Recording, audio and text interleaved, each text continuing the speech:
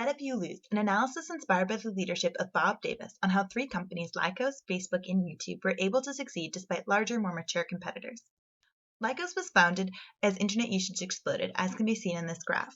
By the peak of the internet bubble, it was the fourth most popular site on the web.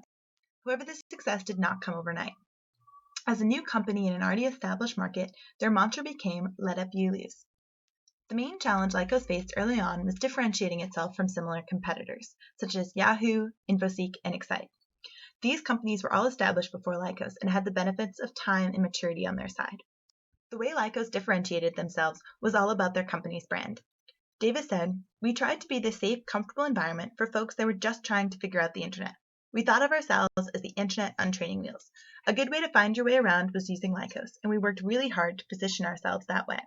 Lycos is not the only company that needed to devote itself to standing apart from older competitors with similar products.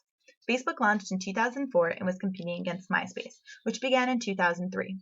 According to an article in Forbes magazine, by all the ways we look at modern startups, MySpace was the early winner and should have gone on to great glory. But of course we know that did not happen.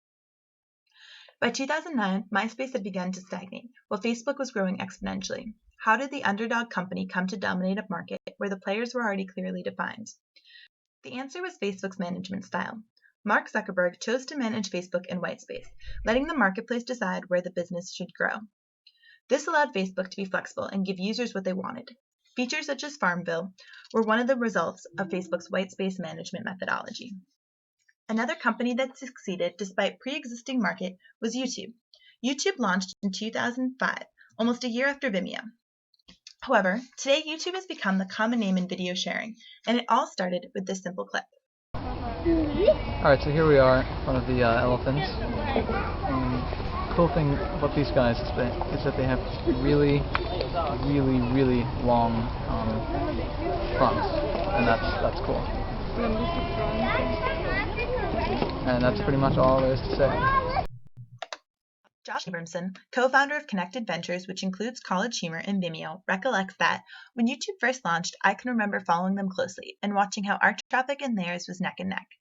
The moment I realized that something was fundamentally changing about how people would share and discover video online was when the Lazy Sunday SNL video exploded and took YouTube up with it.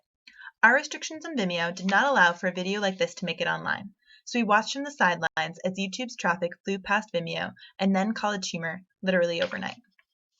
While Vimeo only allowed original content, YouTube allowed users to use copyrighted material that fell under the category of fair use.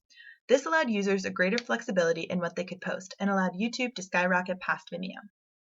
In each example, the companies were launching into a market already crowded with existing companies offering similar products. In the case of Lycos, they held new users' hands as they connected to the internet for the first time. For Facebook, the strategy was to be flexible and reflect day-to-day changes and demands. And YouTube filled the need to create a new media by combining both original and copyrighted content to create a new video sharing platform. In each case, the companies lived out Bob Davis's mantra, "Let Up You Lose." They persevered against enormous odds and came out as leaders in their markets.